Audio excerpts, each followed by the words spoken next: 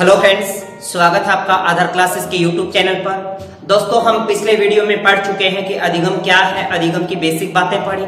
साथ ही साथ हमने अधिगम की हर बारीकी को समझने की कोशिश की थी। दोस्तों, आज अपन चर्चा करेंगे अधिगम के प्रकार बिल्कुल विस्तार से, और उसके बाद उनके पक्ष के, और फिर अधिगम की विधियों की। तो दोस्तों, स्टार्ट करते हैं अधिगम के प्रकार। तो जैसा कि हमने पिछले वीडियो में भी अधिगम की प्रकारों की चर्चा की थी, तो हमने उनको डिटेल से समझाने की फिर से आपको प्रयास किया था, परंतु आज हम उनको लिखित में और एक एक बातें फिर से समझाने की आपको कोशिश करूंगा।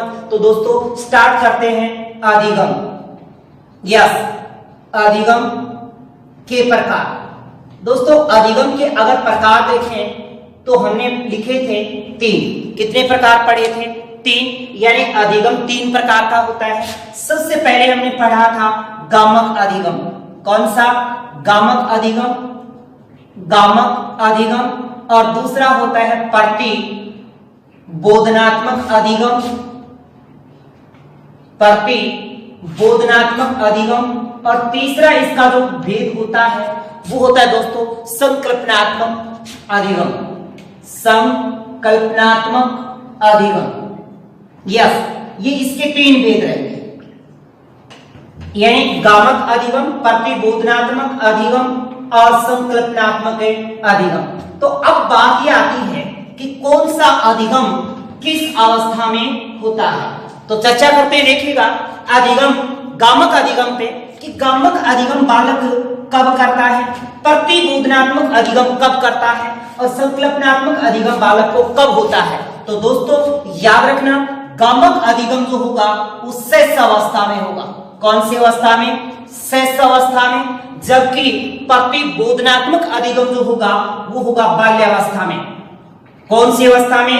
बाल्य अवस्था में। और संकल्पनात्मक अधिगम जो होगा वो होगा जी आपका किशोर अवस्था में। सबसे पहले आपको तीनों अवस्थाओं में अधिगम किस प्रकार से होता है यह आपको ध्यान में रखना है। सबसे पहली बात आती है गामक अधिगम, तो बालक शेष अवस्था में करता है। प्रतिबोधनात्मक अधिगम बाल्यावस्था में करता है, और संकल्पनात्मक अधिगम बालक किशोर अवस्था में करता है। नेक्स्ट बात आते हैं कि गामक अधिगम बालक शेष अवस्था में करता है, तो इसमें कौन सी विधियां होती है? इसके अंदर बालक अनुकरण विधि से सीखेगा। किस विधि से? अनुकरण विधि से गामक अधिगम करेगा। मतलब बालक अनुकरण करके गामक क्रियाओं के माध्यम से, या अनुवर्त प्रतिवर्त क्रियाओं के माध्यम से, अनुवर्त प्रतिवर्त क्रियाओं के माध्यम से सीखता है। साथ ही साथ अगर बालक अनुवर्त प्रतिवर्त क्रियाओं से सीखता है तो यह बात निश्चित हो गई कि जो शेष अवस्था में अधिगम होता है उसके लिए साधन क्या है। दोस्तों, साधन इसमें जो होगा वो होगा संवेदना। क्या होगा? संवेदना। और संवेदना के साथ प्रत्यक्षीकरण। क्या होगा? संवेदना और संवेदना के साथ प्रत्यक्षीकरण। देखो, संवेदना क्या होता है आपको ये भी पता होना चाहिए कि संवेदना क्या होता है। इंद्रिय जनित जो ज्ञान होता है, क्या? इंद्रिय जनित ज्ञान। इंद्रिय जनित ज्ञान ही क्या है? संवेदना है। जैसे हमारी 5 प्रकार की ज्ञानेंद्रियां हैं, उन ज्ञानेंद्रियों से हमने जो ज्ञान अर्जित किया है वो हमारी संवेदना है। क्या है? संवेदना है। इसके बाद प्रत्यक्षीकरण में जो हमने अपने इंद्रियों से ज्ञान अर्जित किया वो ज्ञान के साथ क्या जुड़ जाए? अर्थ जुड़ जाए। तो संवेदना के साथ क्या जोड़ दिया जाए? अर्थ जोड़ दिया जाए। तो बालक शेष अवस्था के अंदर जो सीखने का जो साधन है वो संवेदना और प्रत्यक्षीकरण है। अनुकरण यहाँ पे विधि रहती है। दोस्तों, संवेदना है क्या? तो याद रखिए, इंद्रिय जनित जो ज्ञान है, यानी इंद्रियों से हमने जो ज्ञान महसूस किया है। जैसे हम फिर से संवेदना पे चर्चा कर लेते हैं। जैसे हमारी 5 प्रकार की ज्ञानेंद्रियां हैं: आंख, नाक, कान, जीवा और त्वचा। ये 5 प्रकार की ज्ञानेंद्रियां 5 प्रकार की संवेदन क्रियाएं करेगा। यानी संवेदनाएं कितनी होंगी? 5 होंगी। जैसे आंख से जो देखकर बालक महसूस कर रहा है वो होगा उसका दृष्टि संवेदना। क्या होगा? दृष्टि संवेदना। और नाक से जो सुनकर वो महसूस कर रहा है तो वो होता है ग्रहण संवेदना। और कान से वो सुनता है तो सर्वे संवेदना। और जीवा से वो स्वाद के बारे में पता लगाता है तो स्वाद संवेदना, और त्वचा के बारे में यानी त्वचा से वो स्पर्श संवेदना। दोस्तों ये 5 प्रकार की ज्ञानेंद्रियां किससे जुड़ी है हमारी, यानी 5 प्रकार की संवेदना, 5 प्रकार की संवेदना हमारी 5 ज्ञानेंद्रियों से जुड़ी हैं। तो ये कह सकते हैं ना कि इंद्रिय जनित ज्ञान, इंद्रिय जनित ज्ञान, इंद्रिय जनित ज्ञान ही क्या है, संवेदना है। अगर इनके साथ अर्थ जोड़ दिया गया तो वो क्या हो जाता है, प्रत्यक्षीकरण। तो दोस्तों गामक अधिगम बालक शस्य अवस्था में करता है, विधि अनुकरण विधि होगी, अनुवर्त प्रतिवर्त क्रियाएं करके सीखता है, साधन यहाँ पे संवेदना और प्रत्यक्षीकरण होता है। इसके बाद अगर हम बात बाल्यावस्था की करें कि बालक बाल्यावस्था में प्रतिबोधनात्मक अधिगम कैसे करता है। प्रतिबोध का ही मतलब है उसे ज्ञान होना, यानी प्रत्ययों का महसूस होना, प्रत्यय ज्ञान होना। इसके अंदर बालक को अधिक से अधिक प्रत्ययों का ज्ञान करवाया जाता है, यानी बाल्यावस्था में बालक को अधिक से अधिक प्रत्यय ज्ञान के माध्यम से ही अधिकतम अधिगम कराया जाता है। अगर बालक को प्रत्यय ज्ञान करवाया जाएगा, अगर बालक को प्रत्यय दिखलाकर बताया जाएगा तो बालक उन चीजों के साथ अर्थ जोड़ लेगा, अर्थात जैसा देखेगा वैसा ही सीखेगा, जैसे उसके सामने वस्तु होगी उसके बारे में वैसा ही वो सीख जाएगा। तो यहाँ पे दोस्तों जो साधन होगा वो आपका मूर्त चिंतन होगा।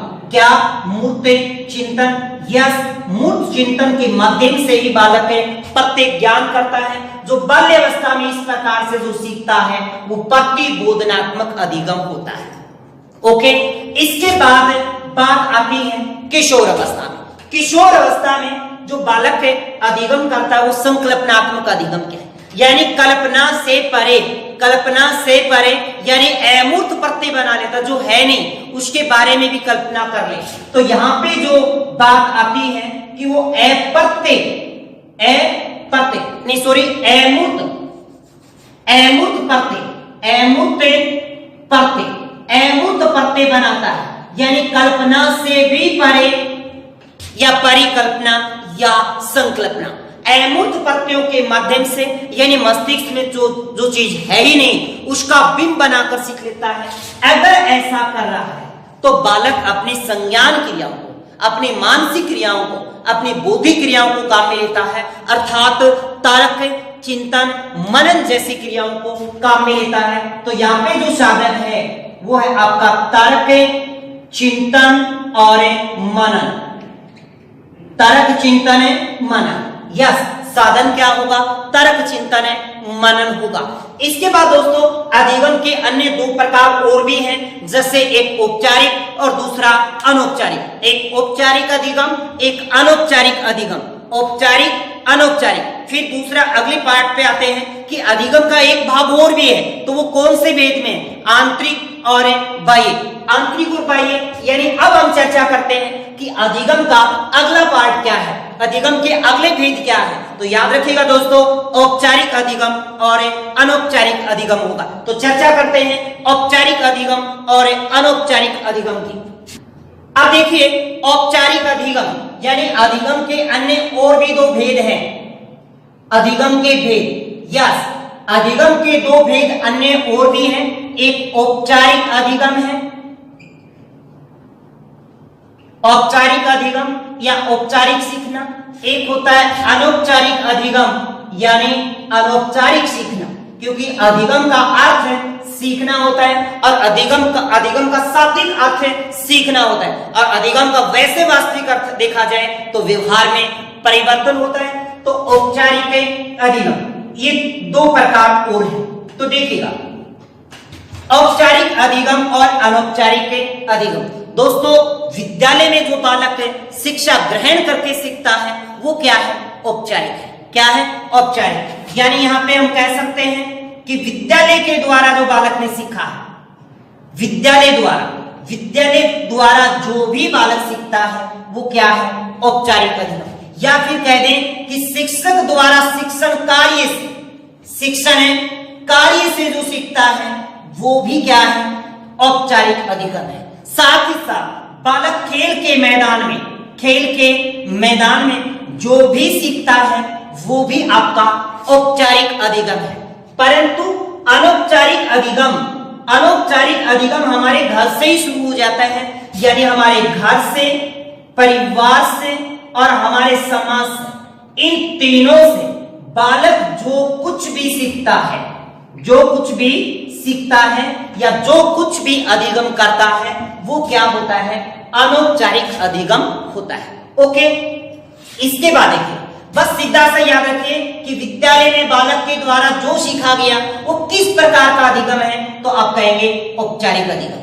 शिक्षक अध्यापक के शिक्षण कार्य के द्वारा बालक जो सीखता है वो किस प्रकार का अधिगम है, तो आप कहोगे औपचारिक अधिगम है। नेक्स्ट, अगर हमें पूछ लिया जाए कि बालक ने अपने घर, परिवार, समाज से जो शिक्षा ग्रहण की है या जो सीखा है वो किस प्रकार का अधिगम है, तो वो अनौपचारिक अधिगम है। नेक्स्ट आता है, अधिगम के दो और पार्ट है, एक आंतरिक होता है और एक बाह्य होता है, अर्थात निर्गमन और बहिर्गमन। क्या? निर्गमन और बहिर्गमन। तो हम नेक्स्ट चर्चा करते हैं अधिगम के अन्य दो पार्ट, जिसको हम आंतरिक अधिगम या फिर बाह्य अधिगम, निर्गमन या फिर बहिर्गमन की चर्चा करते हैं।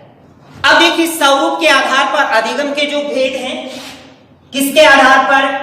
स्वरूप के आधार पर। अगर हम स्वरूप के आधार पर अधिगम के भेद करें, अधिगम के भेद तो कितने होंगे जी? मोटे तौर पे दो ही होगा, या तो आंतरिक है या फिर बाह्य है। या तो आंतरिक या फिर बाह्य। आंतरिक अधिगम या फिर बाह्य अधिगम। आंतरिक अधिगम या फिर बाह्य अधिगम। दोस्तों याद रखना, आंतरिक अधिगम को निर्गमन कहते हैं। क्या कहेंगे? निर्गमन अधिगम कहेंगे, जबकि बाह्य अधिगम को आप बहिर्गमन कहेंगे। क्या कहेंगे? बहिर्गमन अधिगम। यस, समझ में आ रहा है? नेक्स्ट आगे बढ़ देखिए। अब जो आंतरिक अधिगम या निर्गमन अधिगम है, यह बालक किस प्रकार से सीखता है, कैसे बालक आंतरिक महसूस करके सीखता है? इसके तीन साधन जी, तीन प्रकार है इसके। कितने? तीन। एक होता है प्रत्यक्षात्मक। क्या? प्रत्यक्षात्मक अधिगम। यस, पहला क्या रहेगा? प्रत्यक्षात्मक अधिगम। दूसरा जो होता है अभिवर्त्यात्मक या मनोवर्त्यात्मक होता है। अभिवर्त्यात्मक या मनोवर्त्यात्मक अधिगम।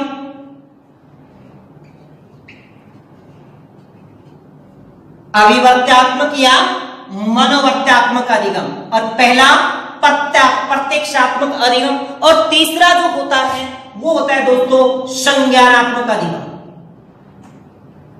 संज्ञानात्मक अधिगम। यस, ये तीन भेद हैं सब, जैसे किसके? आंतरिक के। आंतरिक अधिगम तीन प्रकार से बालक करता है, प्रत्यक्षात्मक, अभिवर्त्यात्मक और संज्ञानात्मक। जो दोस्तों अगर बालक प्रत्यक्षात्मक अधिगम करता है तो किस प्रकार से करेगा? तो दोस्तों याद रखना, संवेदना के साथ अगर बालक अर्थ जोड़कर जो सीखता है वो क्या होता है? प्रत्यक्षीकरण होता है। क्या? प्रत्यक्षीकरण।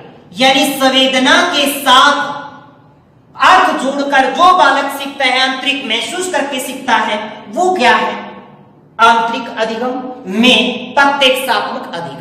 ओके, नेक्स्ट बात, यानी इसमें बालक जैसा भी आंतरिक रूप से आप जोड़ ले तो बालक वैसा ही सीख गया। इसके बाद अभिवर्त्यात्मक। अभिवर्ती का मतलब होता है यहाँ पे, अभिवर्त्यात्मक का मतलब अभिवर्ती या फिर मनोवर्ती। अभिवर्ती या मनोवर्ती। अभिवर्ती या मनोवर्ती में यानी यहां जैसी बालक की मनोवर्ती होती है, जैसी उसकी धारणा होती है, बालक वैसा का वैसा आंतरिक रूप से सीखता है। तो यहां पर क्या होगी? मनोवर्ती द्वारा सीखना। किसके द्वारा? मनोवर्ती के द्वारा। यानी बालक अपनी मनोवर्ती के माध्यम से जो सीखेगा, जैसा महसूस करके सीखता है, वही क्या है? मनोवर्त्यात्मक अधिगम है। दोस्तों अपन आगे मनोवर्ती के बारे में भी डिटेल से चर्चा करेंगे, क्योंकि एक बार मनोवर्ती के संदर्भ में पेपर में प्रश्न आ गया था और कह दिया था इनमें से कौन सा कथन गलत है। तो वहां पे 4 कथन आए मनोवर्ती के संदर्भ में। क्यों मनोवर्ती को क्यों पूछ लिया? क्योंकि अधिगम का प्रमुख कौशल है। क्या है? अधिगम का प्रमुख कौशल।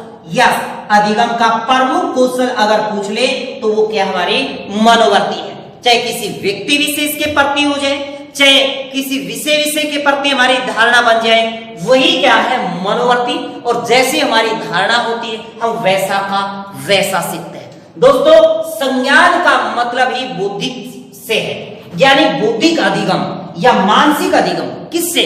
या तो तर्क से, या चिंतन से, या फिर मनन से। यहां पर मानसिक शक्तियों को काम में लेता है। किससे? मानसिक शक्तियों। मानसिक शक्तियों के द्वारा बालक जो भी सीखता है वो क्या है? आपका संज्ञानात्मक अधिगम है। ओके, इसके बाद नेक्स्ट दोस्तों बहिर्गमन अधिगम। बहिर्गमन में हम एक तो कहेंगे व्यक्तिगत, क्या कहेंगे? व्यक्तिगत, और एक कहेंगे सामूहिक। व्यक्तिगत और एक सामूहिक मतलब बाह्य। इस व्यक्तिगत में हम ये भी कह सकते हैं जैसे अध्यापक के द्वारा जो सीखा वो व्यक्तिगत है। किसी व्यक्ति विशेष से अगर सीखा वो व्यक्तिगत है, मतलब किसी एक व्यक्ति विशेष से। अगर वो समूह से सीख रहा है, किससे? समूह से, चाहे वो घर से सीखे, चाहे वो परिवार से सीखे, चाहे वो समाज से सीखे। यहां जो बालक सीख रहा है समूह से, वो क्या है? आपका बाह्य अधिगम है। ओके, क्या है? बाह्य अधिगम। दोस्तों, ये अधिगम के अपने क्या रहते हैं? प्रकार रहते हैं। अब इस अधिगम के बारे में हमने पढ़ा, अधिगम की विशेषताओं को पढ़ा, अधिगम के गुण के बारे में पढ़ा। अधिगम के गुण और विशेषता अलग अलग नहीं है। या अब देखिए अधिगम के भेद भी कर लिए। अब अपना काम ये बच जाता है कि अधिगम का मुख्य उद्देश्य क्या है? क्या उद्देश्य अधिगम का?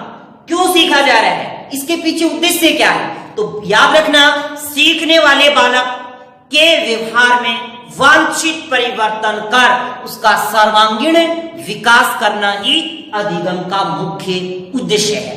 क्या बोला गया? अधिगम का मुख्य उद्देश्य क्या है? सीखने वाले बालक के व्यवहार में वांछित परिवर्तन कर सर्वांगीण विकास करना ही क्या है? अधिगम का मुख्य उद्देश्य है। अधिगम का मुख्य उद्देश्य।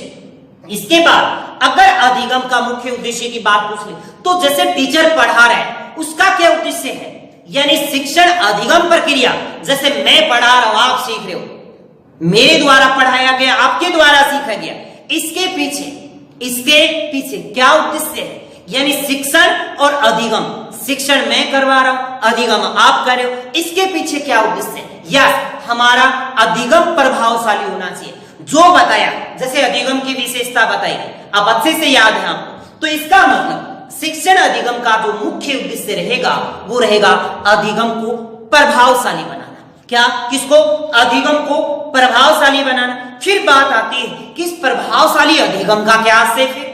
यस, प्रभावशाली अधिगम का आशय ये होता है कि अगर आप सीख चुके हो तो स्थायी उपयोगी अनुक्रिया करोगे, यानी उसका सही जवाब दोगे तो अधिगम प्रभावशाली है। यानी स्थायी उपयोगी अनुक्रिया अगर हुई है तो अधिगम प्रभावशाली है। नेक्स्ट अपन बात करते हैं अधिगम के उद्देश्य, शिक्षण अधिगम के उद्देश्य और प्रभावशाली अधिगम का आशय। ठीक है, नेक्स्ट अब देखिए अधिगम का मुख्य उद्देश्य। यस, इस अधिगम का मुख्य उद्देश्य क्या है? यानी सिखाने के पीछे क्या उद्देश्य है? सीखने वाले बालक के व्यवहार में वांछित परिवर्तन करना। क्योंकि सीखना तब माना जाता है जब व्यवहार में परिवर्तन हो जाए, और वो परिवर्तन जो हम चाहते हैं। तो देखिएगा, इसको लिख सकते हैं, सीखने वाले बालक के व्यवहार में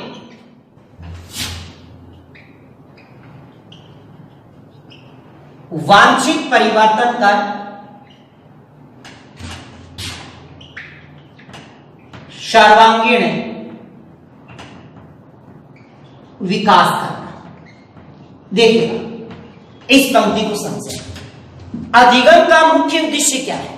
तो दोस्तों ध्यान से सुनो, सीखने वाले बालक यानी कोई भी बालक सीख रहा है तो सीखेगा तब जब उसके व्यवहार में क्या हो जाएगा, परिवर्तन हो जाएगा। पर कौन सा परिवर्तन? वांछित, जो हम चाहते हैं, अवांछित नहीं, वांछित परिवर्तन जो आवश्यक है। वांछित परिवर्तन करके यानी उसके व्यवहार में परिवर्तन करके बालक का सर्वांगीण विकास करना ही अधिगम का मुख्य उद्देश्य है। देखिए, जब अधिगम कर रहा होगा तो शिक्षण तो अकेला नहीं रहेगा ना, तो हम कह सकते हैं देखो शिक्षण अधिगम। फिर बात आती है शिक्षण अधिगम का मुख्य उद्देश्य क्या है? मुख्य उद्देश्य, इसका क्या मुख्य उद्देश्य? तो ध्यान से सुनिए। जैसे शिक्षण का मतलब यहाँ पे पढ़ाया गया है, अधिगम का मतलब बालक के द्वारा सीखा गया है। तो पढ़ाया और सीखे गए के बीच इनका उद्देश्य क्या है? अगर बेटर बालक, अध्यापक ने अच्छा पढ़ाया और बालक ने अच्छा सीखा तो मतलब अधिगम प्रभावशाली है। अधिगम प्रभावशाली, तो हम कह सकते हैं अधिगम को प्रभावशाली बनाना। यस, अधिगम को प्रभावशाली बनाना ही क्या है? शिक्षण अधिगम का मुख्य उद्देश्य है। नेक्स्ट दोस्तों, अब बात आती है कि प्रभावशाली अधिगम का क्या आशय है? किसका? प्रभावशाली अधिगम का आशय या इसका क्या आशय है? भाई आप कब मानोगे अधिगम प्रभावशाली हुआ है? तो हम तब अधिगम को प्रभावशाली मानेंगे जब बालक से हमने कुछ पूछा और उसने उसका सही सही जवाब दे दिया, यानी कहें कि उपयोगी अनुक्रिया कर दी, यानी स्थायी उपयोगी अनुक्रिया करना। क्या? स्थायी उपयोगी अनुक्रिया करना ही क्या है? प्रभावशाली अधिगम का आशय है। आशय की जगह वो तात्पर्य भी दे सकता है। आगे बात समझ। इसके बाद हमने अधिगम के गुणों को पढ़ा या विशेषताओं को पढ़ा, अधिगम के भेद पढ़े, अधिगम का उद्देश्य क्या है, शिक्षण अधिगम का उद्देश्य क्या है और प्रभावशाली अधिगम का आशय है। ये बातें हमने जानी। अब आपको ये सभी बातें आती, यानी बालक जब अधिगम कर रहा है, बालक सीख रहा है, तो किन किन विधियों से सीख रहा है, कौन कौन सी विधियां इसमें अपना रहा है, बालक किन विधियों के माध्यम से यहाँ पे अधिगम कर रहा है, या किन विधियों के बालक के द्वारा सीखा गया और उनके व्यवहार में परिवर्तन हो गया, वो कौन कौन सी विधियां हैं, उन विधियों की चर्चा करते हैं कि सीखने की विधियां या अधिगम की विधियां कौन कौन सी हैं। क्योंकि दिमाग में अब तो ये विचार आ ही रहा होगा कि भाई चलो बालक सीख रहा है तो कैसे सीख रहा है, कौन कौन सी विधियों से सीख रहा है। जैसे बालक करके सीखता है, या निरीक्षण करके सीखता है, या परीक्षण करके सीखता है, या पूर्ण विधि आंशिक विधि के द्वारा सीखता है, या अपनी सूझ के द्वारा तर्क चिंतन को काम में ला रहा है, या फिर अभ्यास से सीख रहा है।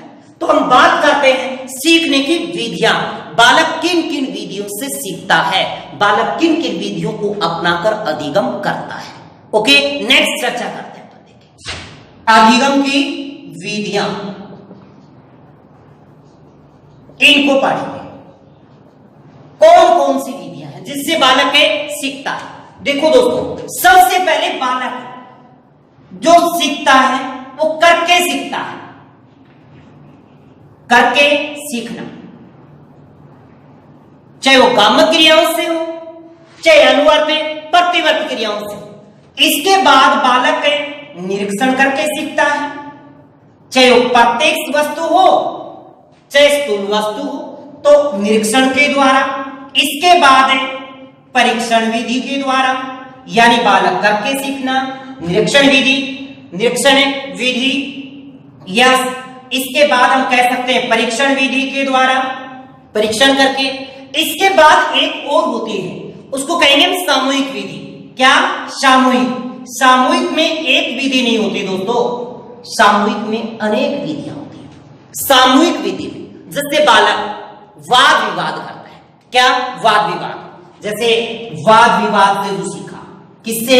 वाद विवाद, वाद विवाद के द्वारा सीख रहा है।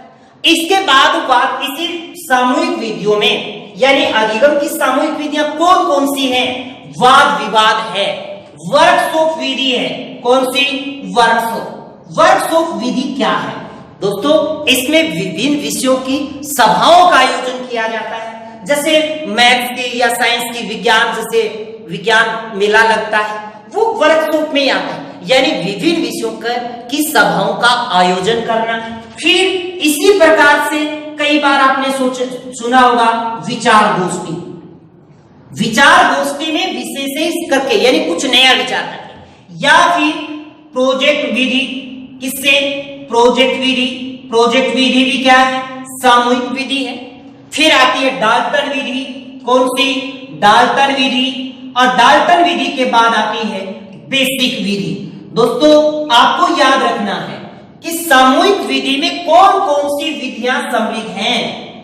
वाद विवाद है, वर्कशॉप है, विचार गोष्ठी है, प्रोजेक्ट है, डाल्टन है, बेसिक है। ओके, इसके बाद सामूहिक विधि के बाद एक आती है सूझ विधि। इसमें बालक अपने तर्क, चिंतन, मनन करके सीखता है। इसके बाद आती है अभ्यास विधि। कौन सी? अभ्यास विधि। इसके माध्यम से बालक बार बार अभ्यास करके उन चीजों को स्थायी कर लेता है। पर इसके बाद एक अन्य विधि आती है जिसको कहेंगे हम मिश्रित विधि। कौन सी? मिश्रित विधि। दोस्तों, मिश्रित विधि जो होगी इसके दो पार्ट हो जाते हैं। एक तो होती पूर्ण विधि और एक होती आंशिक विधि। क्या होगी? एक तो होगी पूर्ण विधि और एक होगी आंशिक विधि। तो पूर्ण विधि और आंशिक विधि में क्या होता है? यस, देखिए, पूर्ण विधि में बालक को पाठ्य पुस्तक का पूर्ण ज्ञान करवा दिया जाता है। पूर्ण विधि के अंदर बालक को संपूर्ण पाठ्य पुस्तक का ज्ञान करवा दिया जाता है, तो वो पढ़ गया पूर्ण विधि। यानी बालक संपूर्ण पाठ्य पुस्तक का जो ज्ञान करके सीखता है वो कौन सी? पूर्ण विधि। जैसे विद्यालयों में भी जो बालक को जो शिक्षा दी जाती है पूर्ण विधि है। परंतु पूर्ण विधि कब? जब आंशिक विधि काम करती है तब, यानी पाठ्य पुस्तक को छोटे छोटे खंडों में बांटकर पढ़ाया जाता है, या पाठ्य पुस्तक को छोटे छोटे आंशिक छोटे छोटे खंडों में बांटकर जो ज्ञान दिया जाता है या जो सिखाया जाता है वो कौन सा अधिक या कौन सी विधि होगी? मिश्रित विधि होगी। तो दोस्तों, याद रखना, सीखने की विधियां करके सीखना, निरीक्षण द्वारा या फिर परीक्षण द्वारा, सामूहिक विधि द्वारा। सामूहिक विधि में वाद विवाद, वर्कशॉप, विचार गोष्ठी, प्रोजेक्ट, डाल्टन, बेसिक विधि होगी।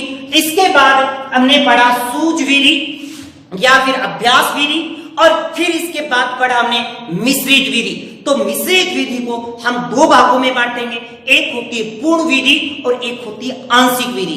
पूर्ण विधि में संपूर्ण पाठ्य पुस्तक का ज्ञान दिया जाता है और आंशिक विधि में पाठ्य पुस्तक को खंडों में बांट कर ज्ञान दिया जाता है।